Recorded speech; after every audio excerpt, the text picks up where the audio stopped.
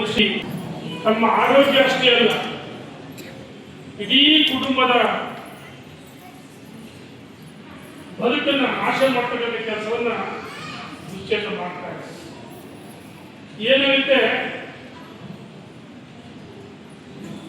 ಅವರು ಅದನ್ನು ಕುಡಿದಾಗ ಏನಾಗಲ್ಲ, ಅದು ಅವ್ರನ್ನ ಕುಡಿದ್ಬಿಡುತ್ತೆ ಜಾಸ್ತಿ ಆಗಿ. ಕೆಲವರು ಕಾಫಿ ಟೀಗೆ ಬೆಳಿಗ್ಗೆ ಕುಡಿದು ಅದೇ ರೀತಿ ಇದನ್ನ ಸೇವನೆ ಮಾಡಿ ಅಷ್ಟೇ ಅಲ್ಲ, ಮಾದಕ ವಸ್ತುಗಳು ಎಲ್ಲವೂ ಆರೋಗ್ಯಕ್ಕೆ ಹಾನಿಕರ. ಇದರಿಂದ ನಮ್ಮ ಮುಕ್ತರಾಗಬೇಕಂದ್ರೆ ಒಂದು ಆಂಜನೇಯನ ಸನ್ನಿಧಿ ಅಂತ ಸೇರಿದೆ. ಈಗಾಗಲೇ ದುಶ್ಚಟದಿಂದ ಮುಕ್ತರಾಗಬೇಕಂದ್ರೆ ಇಲ್ಲಿ ಪಾಲ್ಗೊಂಡಿದೆ. ನಮ್ಮ ಕುಟುಂಬ ಸದಸ್ಯರು, ನಮ್ಮ ಧರ್ಮಪತ್ನಿಯರು, ಬಹುಶಃ ಕುಟುಂಬ ಸದಸ್ಯರು ಏನಾಗುತ್ತೆ, ನಾವು ಚಿಕ್ಕವರಾಗಿದ್ದು ಒಂದು ಸ್ವಲ್ಪ ಹಾಕಿಬಿಟ್ರೆ ಅವ್ರ ಬಾಯಲ್ಲಿ ಯಾವ ಶಬ್ದಕ್ಕೂ ಹೇಳಕ್ಕಾಗಲ್ಲ. ಜೋಡಿಗಳಿದೆ. ಇದೇ ರೀತಿಯಾಗಿ ಕುಟುಂಬ ಜೀವನವನ್ನು ಸ್ಪಷ್ಟವಾಗಿ ನಡೆಸಿಕೊಂಡು ಹೋಗ್ಬೇಕಂತೇಳಿ ಈ ನಮ್ಮ ಆಂಜನೇಯ ಸ್ವಾಮಿಯಲ್ಲಿ ನನ್ನ ಕಳಕಳಿಯಿಂದ ನಮ್ಮಲ್ಲಿ ಮನವಿ ಮಾಡಿಕೊಳ್ಳುತ್ತೇನೆ. ನಿರ್ದೇಶಕರಾಗಿರ್ತಕ್ಕಂಥ ಶ್ರೀಯುತ ಲಕ್ಷ್ಮಣ್ ಸರ್ ಅವರು ತಮ್ಮನ್ನ ಶುಭ ಹಾರೈಸಬೇಕಾಗಿ ಕೇಳ್ಕೊಳ್ತೇವೆ. ಏನು ಈ 62 ಜನ ಶಿಬಿರಕ್ಕೆ ಕೊಂಡು ಮಾಹಿತಿಯನ್ನು ಕೊಟ್ಟು ಬಾಣಮುಕ್ತರಾಗಿದ್ದಾರೆ.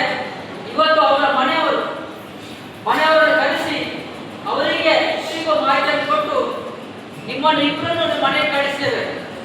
ನೀವು ಮನೆಗೆ ಹೋಗಿ ಮನೆಯಲ್ಲಿ ಹೇಗೆ ಜೀವನ ಮಾಡಿಸಬೇಕು ಅಂತಂದ್ರೆ ಸೀತಾರಾಮ ದೇವರಾಗಿ ಆ ರೀತಿಯ ಒಂದು ಬದುಕನ್ನು ನಡೆಸಬೇಕು.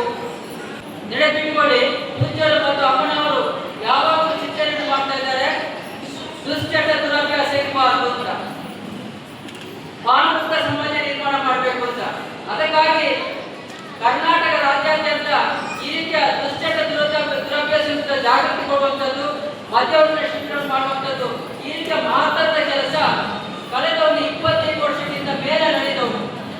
ಮಾದಕ ವಸ್ತು ಮದ್ಯಪಾನದ ವಿರುದ್ಧ, ದುರಭ್ಯಾಸದ ವಿರುದ್ಧ ನಾವು ಹೋರಾಟವನ್ನು ಅದರ ವಿರುದ್ಧ ವಿರೋಧ ಮಾಡುವಂತ ಕೆಲಸವನ್ನು ಮಾಡಬೇಕು. ನಾವು ಯಾರು ದುಶ್ಚಟ ದುರಭ್ಯಾಸದಲ್ಲಿದ್ದಾರೆ ಅವರಿಗೆ ಜಾಗೃತಿ ಮಾಹಿತಿಯನ್ನು ಕೊಡುವಂತ ಕೆಲಸವನ್ನು ಮಾಡಬೇಕು. ನಾವು ಅದಕ್ಕಾಗಿ ಹೆಣ್ಮಕ್ಕಳು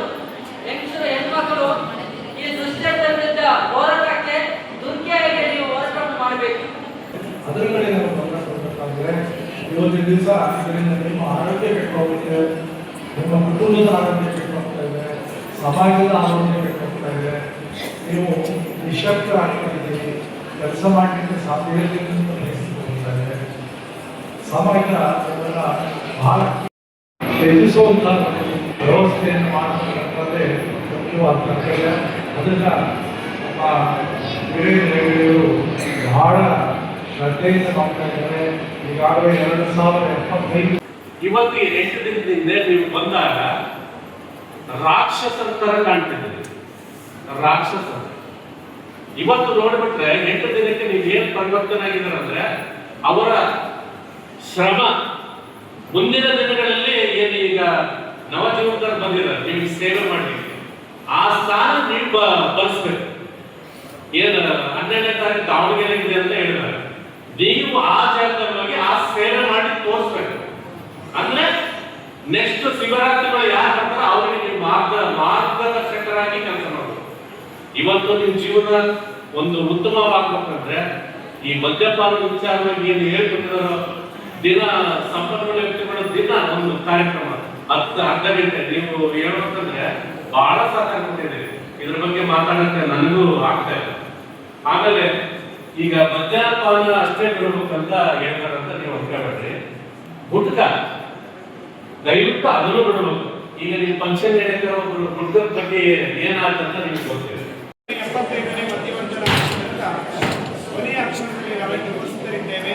ಶಿಬಿರದ ಪ್ರಾರಂಭ ದಿನದಿಂದ ಮೊನ್ನೆಯವರೆಗೆ ಶಿಬಿರಾರ್ಥಿಗಳ ಪರಿವರ್ತನೆ ನಿಟ್ಟಿನಿಂದ ಕೆಲವೊಂದು ಆಟೋಟ ಸ್ಪರ್ಧೆ, ಅವರಿಗೆ ಗುಂಪು ಚಟುವಟಿಕೆ ಹಾಗೂ ಅವರಿಗೆ ಉತ್ತಮ ರೀತಿಯ ಪರಿವರ್ತನೆ ಕಾರ್ಯವನ್ನು ತೋರಿಸುವ ನಿಟ್ಟಿನಲ್ಲಿ ಕೆಲವೊಂದು ಆಟೋಟ ಸ್ಪರ್ಧೆಯನ್ನು ಹಮ್ಮಿಕೊಂಡಿದ್ವಿ.